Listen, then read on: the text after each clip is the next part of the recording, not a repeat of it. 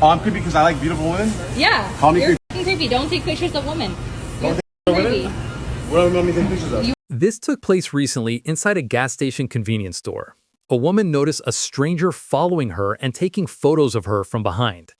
When she confronted him, instead of denying it or running away, he did something I have almost never seen. He looks right into the camera, gives his full government name, Christopher Torres, and then admits to everything with a smugness that is honestly chilling. And you would think that if a woman catches a man taking creepy photos of her in public, the internet would be on her side. But in this case, it was the exact opposite. The comments on the original video got so toxic, so filled with victim blaming, that the woman who filmed this actually had to turn her comments off. People were attacking her for confronting the man who violated her privacy. My name is Christopher Torres, and I took a picture of this lady's behind. You took a picture of my behind. Yes, I did. Yes, absolutely. You did. And what are you gonna do with that picture? I'm not sure. Maybe later on I'll figure it out. Yeah? Okay. Awesome. You're going on TikTok. That's cool. All right. Hi You're TikTok. fucking creepy. Hi TikTok. Oh, I'm creepy because I like beautiful women? Yeah. Call me You're creepy. fucking creepy. Don't take pictures of women.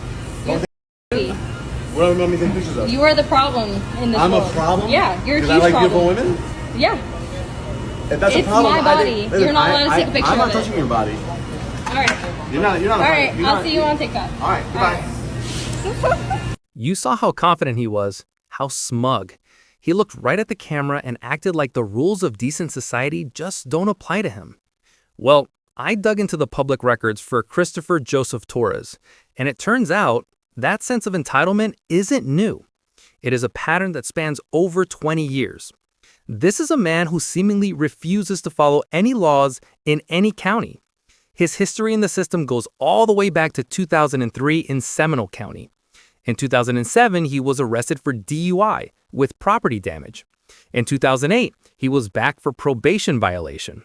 And by 2009, he was arrested again for another DUI with property damage. He was literally crashing into things and violating probation over and over again. By 2015, he was arrested for petty theft. And in 2019, it escalated to a third-degree felony in Orange County for possession of heroin. And it hasn't stopped. In just the last few months, November 2024, January 2025, and February 2025, he has been arrested multiple times for driving with a suspended or revoked license and failing to appear in court. So when you see him in that gas station mocking a woman and saying he can do whatever he wants, that's not a one-time mistake.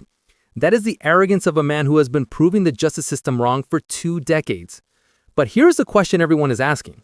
If he has been arrested so many times, including 3 times in just the last few months, why is he still walking free among us? Well, look at the bottom of these arrest reports. It tells you everything you need to know. For failing to appear in court, $250. The Florida justice system basically asks him for $250, less than the cost of a new set of tires, and puts him right back on the street. This isn't just about one creepy guy in a gas station. This is a massive failure of the justice system. When the price of breaking the law is this cheap, it's not a penalty. It's just a user fee.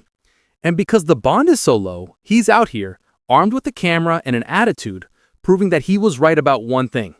The rules don't apply to him. But remember when I said you would think the internet would be on her side? Wow, that is definitely not what happened. Just look at these reactions. You have people saying, "You're not a victim," and "You're on your own on this one. Why are you posting it online?" Literally laughing at her for being uncomfortable. But there was one comment that really stood out to me for just how ridiculous it is. This user wrote, "Question. Would a girl taking a pic of a shredded guy with his muscles out or someone they find cute not be the same thing?" Bringing up a hypothetical claim that has nothing to do with the situation and that most likely wouldn't even happen just shows how some people are grasping at anything to justify this man's behavior. You are trying to create a fantasy scenario to defend a man who literally admitted on camera to being creepy. It's ridiculous. But if there is one thing we should be happy about, is that the surrounding area now knows exactly who Christopher Torres is. They know his face, they know about his history and his behavior, and most importantly, they know that he is dangerous.